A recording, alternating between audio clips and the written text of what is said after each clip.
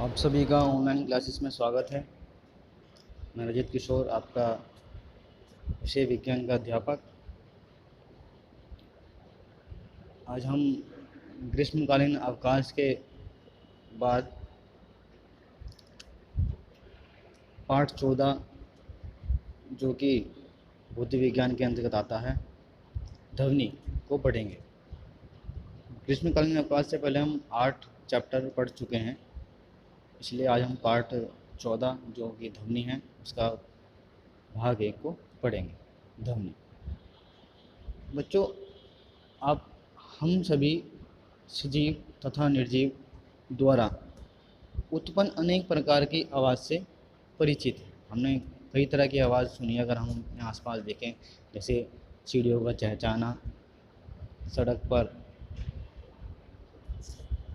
दौड़ते वाहनों के हॉर्न का बजना, घड़ी का टिक टिक करना, कुत्ते का भौंकना, रेडियो की आवाज़, टेलीविज़न की आवाज़, बैंड बाजों की आवाज़, या फिर हम कहें बादलों का गरजना, ये सभी को हम वैज्ञानिक भाषा में ध्वनि कहते हैं। अगर हम बात करें कि ये ध्वनि उत्पन्न कैसे होती है, तो ध्वनि की उत्पत्ति जो है वस्तुओं में ध्वनि कंपन के कारण उत्पन्न होती है। यानी कि किसी भी वस्तु में अगर कंपन हो रहा है तो उसमें से ध्वनि उत्पन्न होती है। यानी कि हम कह सकते हैं कि वस्तुओं में ध्वनि कंपन के कारण उत्पन्न होती है। अब कंपन कहें या तरंग कहें, कंपन और तरंग से पहले अगर हम किसी वाद्य यंत्र को देखें, वाद्य यंत्र से तात्पर्य म्यूजिकल इंस्ट्रूमेंट, जैसे ढोलक, तबला, सितार, गिटार, वायलिन, बांसुरी, शहनाई, इन सभी से अलग अलग प्रकार की ध्वनि उत्पन्न होती है। और जब आप देखते हैं कि जब इनके ऊपर आघात किया जाता है, यानी कि जब इनको बजाया जाता है, जैसे ढोलक को हम बजाते हैं तो बजाने से तात्पर्य है आघात से, तब इसमें से ध्वनि उत्पन्न होती है।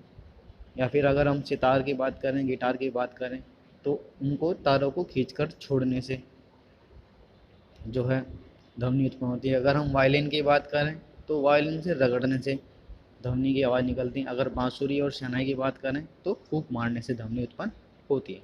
अब जब ये ध्वनि उत्पन्न हो रही है तो इनमें कंपन भी उत्पन्न हो रहा है। तो कंपन एवं तरंगे, इससे हम क्या समझते हैं? देखिए, किसी भी माध्यम में विक्षोभ के संचरण को तरंग गति कहते हैं, और इसी आधार पर तरंगे दो प्रकार की होती हैं, अनुदैर्ध्य तरंगे और अनुप्रस्थ तरंगे। अनुदैर्ध्य तरंगे की बात करें जिसमें कंपन की दिशा गति की दिशा के अनुदिश होती है।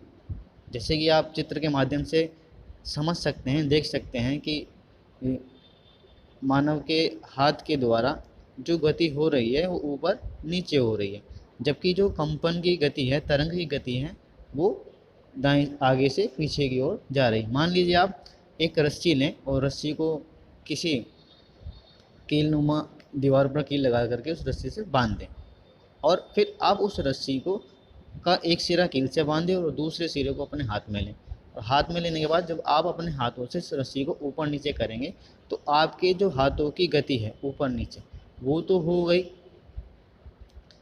आपकी गति, जबकि कंपन की जो गति होगी वो आपकी हाथ की गति से उल्टी होगी, यानी कि अनुदिश होगी। अगर आप ऊपर नीचे की ओर हाथ कर रहे हैं तो कंपन की जो गति होगी वो आगे से पीछे की ओर चलेगी, जैसे आप चित्र के माध्यम में देख सकते हैं। जैसे केचुआ, जैसे केचुआ चलता है, केचुए की जो गति है वो अनुदैर्ध्य तरंग के समान होती है, क्योंकि केचुआ ऊपर की ओर उठकर लहर खाता हुआ आगे की ओर बढ़ता है। लहर खाता है वो ऊपर की ओर, चलता है आगे की ओर। तो केचुआ की जो गति है वो अनुदैर्ध्य तरंग के समान होती है। जबकि अनुप्रस्थ तरंगे जिसमें कंपन की दिशा गति की दिशा के लंबवत होती है, जैसे सांप और ऊंट पर बैठे व्यक्ति की गति। अगर हम सांप को देखें, जैसे सांप जिस प्रकार से लहरता है उसी प्रकार से वो आगे की ओर चलता है, यानी कि इसकी दिशा, इसके चलने की दिशा भी और उसकी गति की दिशा भी दोनों कैसी होगी? समान होगी। तो हम कह सकते हैं कि जिसमें कंपन की दिशा गति की दिशा के लंबवत होती है उसे हम अनुप्रस्थ तरंगे कहते हैं। अब आप एक चित्र देख रही हैं सरल लोलक का। इस सरल लोलक के माध्यम से हम ये समझेंगे कि आवर्तकाल, आवर्ती और आयाम, ये तीनों चीज़ क्या होती हैं। ठीक है। आवर्तकाल की अगर हम बात करें, कंपन करने वाली वस्तु द्वारा एक कंपन में लगे समय को आवर्तकाल कहते हैं। अब आपके सामने चित्र दिखाया गया है, आप इस चित्र में देखेंगे। इस चित्र में मैंने एक कंडीशन दिखा रखी है सरल लोलक, जिसमें स्थिर अवस्था में, जिसको हमने ए पॉइंट से डिनोट किया है, जबकि दूसरी अवस्था हमने ए बी सी तीन अवस्थाओं में सरल लोलक को प्रदर्शित किया है।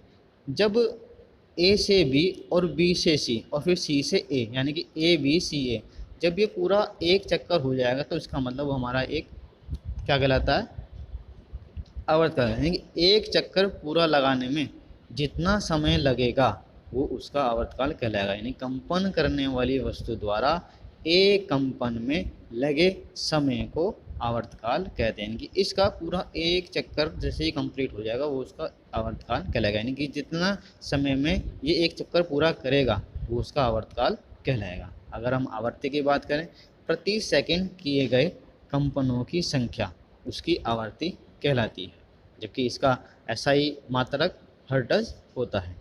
देखिए इसका क्या तात्पर्य, एक सेकंड में ये सरल लोलक जितने भी कंपन करेगा, यानी कि जितने भी चक्कर लगाएगा, वो उसकी आवर्ती कहलाएगी।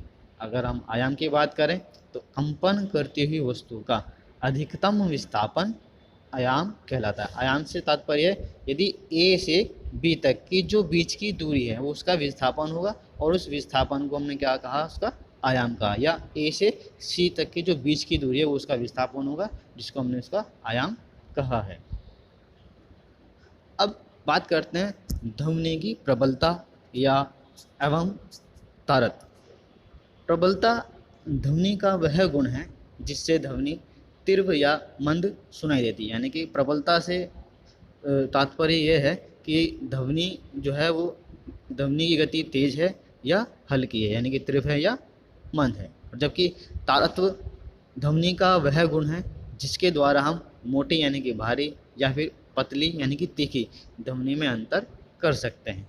उच्च तारत्व वाली ध्वनि की आवृत्ति उच्च होती है तथा निम्न तारत्व वाली ध्वनि की आवृत्ति निम्न होती है। अब इसी ध्वनि के विभाजन किया गया है, ध्वनि का जो विभाजन किया गया है उसके अभिलक्षणों यानी कि उसकी प्रबलता, उसकी तारत्व और गुणता के आधार पर भी किया गया। वहीं दूसरी ओर ध्वनि की आवर्ती, आवर्ती से तात्पर्य है अपश्रव्य, श्रव्य और प्राश्रव्य के आधार पर किया जाए। यानी कि हम कह सकते हैं ध्वनि के जो प्रकार हैं दो प्रकार से बांटा गया है, एक अभिलक्षणों के आधार पर और दूसरा आवर्ती के आधार पर। तो हम सबसे पहले पढ़ेंगे ध्वनि को उसके लक्षण के आधार पर किस प्रकार से वर्गीकृत किया गया है। तीन प्रकार से वर्गीकृत किया गया है ध्वनि के लक्षण के आधार पर। नंबर 1 प्रबल ध्वनि तथा मंद ध्वनि। ध्वनि की प्रबलता व्यक्त करती है कि ध्वनि प्रबल है या मंद, यानी कि तेज है या हल्की है। जैसे कागज, अगर आप किताब लें और किताब के पेज को पलटें तो कागज के पलटने से उत्पन्न ध्वनि कैसी होगी, मंद होगी। और जबकि अगर आप डीजे या लाउड स्पीकर चलाएं तो उसकी ध्वनि कैसी होगी, प्रबल होगी। अतः बादलों की गड़गड़ाहट की अति प्रबल होती है। नंबर 2 आप पढ़ते हैं मोटी तथा पतली ध्वनि। ध्वनि का तारत्व व्यक्त करता है कि ध्वनि मोटी है या पतली। यह ध्वनि की आवृत्ति पर निर्भर करती है। जैसे बिल्ली की आवाज़ की आवृत्ति अर्थात यानी कि तारत्व कुत्ते के भौंकने की आवृत्ति यानी कि तारत्व से अधिक होती है। या फिर हम दूसरा उदाहरण लें, अगर आप देखें शेर की दहाड़ से ज़्यादा अधिक हमें कौन परेशान करता है, मच्छर की बिनबिनाहट, क्योंकि मच्छर की बिनबिनाहट में ध्वनि का तारत्व अधिक होता है जबकि शेर की दहाड़ का तारत्व कम होता है। नंबर 3 प्रिय तथा अप्रिय ध्वनि। ध्वनि की गुणता व्यक्त करती है कि ध्वनि प्रिय है या अप्रिय। जैसे अगर आप किसी तेज कोई आपके पास आए और आपके कान में तेज से चिल्लाए तो आपके लिए कैसी होगी, अप्रिय ध्वनि होगी। जबकि प्रिय सामान्य रूप से जैसे हम बोलते हैं वो क्या होगी, प्रिय ध्वनि होगी।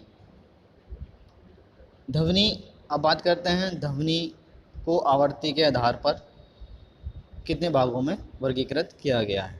तो ध्वनि को आवृत्ति के आधार पर 3 भागों में वर्गीकृत किया गया है। नंबर 1 अपश्रव्य ध्वनि, नंबर 2 श्रव्य ध्वनि और नंबर 3 पराश्रव्य ध्वनि। अपश्रव्य ध्वनि यह 20 कंपन प्रति सेकंड या हम कह सकते हैं 20 हर्ट्ज से कम आवृत्ति की ध्वनि तरंगें होती हैं।